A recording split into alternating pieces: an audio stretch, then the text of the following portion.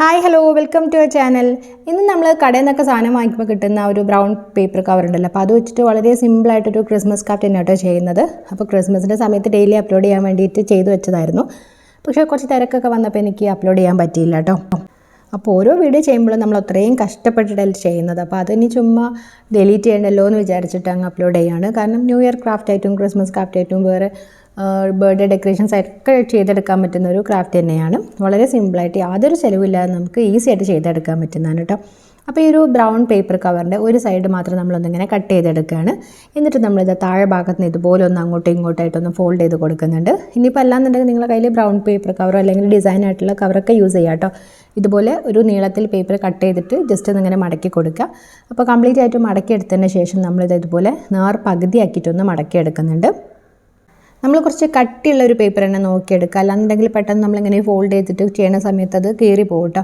അപ്പോൾ നന്നായിട്ടൊന്ന് ഇങ്ങനെ മടക്കിയിട്ട് പ്രസ് ചെയ്ത് കൊടുത്തതിന് ശേഷം നമ്മൾ ഒരു ത്രെഡ് വെച്ചിട്ടൊന്ന് നടുക്ക് ഭാഗത്തൊന്ന് കെട്ടി കൊടുക്കുകയാണ്. ഞാൻ നേരത്തെ ഇതുപോലുള്ള പേപ്പർ കവർ വെച്ചിട്ട് ഒരു സ്റ്റാർ ചെയ്തെടുത്തിട്ടുണ്ടായിരുന്നു. വളരെ ഈസി ആയിട്ട് എല്ലാവർക്കും ചെയ്യാൻ പറ്റുന്ന ഒരു സ്റ്റാറാണ്. അപ്പോൾ ഒരുപാട് പേര് അഭിപ്രായമൊക്കെ പറഞ്ഞിട്ടുണ്ടായിരുന്നു.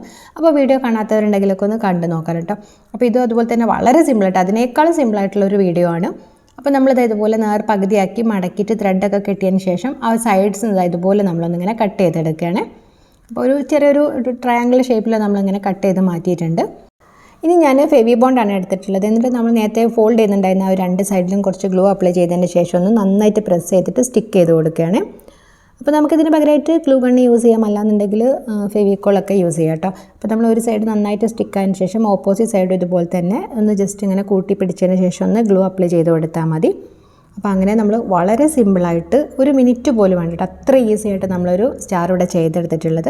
അപ്പോൾ ഇത് നോർമലായിട്ടുള്ള ഒരു ബേസിക് മോഡാണ്. അപ്പോൾ നിങ്ങൾക്കിതിന് ഒരു ട്രയാങ്കിൾ പോലെ നമ്മൾ കട്ട് ചെയ്തെടുത്തില്ല, അതിനുശേഷം നിങ്ങൾക്ക് കുഞ്ഞു കുഞ്ഞു മേലെ ആ ഒരു ഹോൾസായിട്ടും ഒക്കെ ഒന്നിങ്ങനെ കട്ട് ചെയ്തെടുക്കുകയാണെങ്കിൽ കംപ്ലീറ്റ് ആയിട്ട് ആ ഒരു ഡിസൈൻ വരും. നല്ല അടിപൊളിയായിട്ട് തന്നെ നമുക്ക് കിട്ടും കേട്ടോ.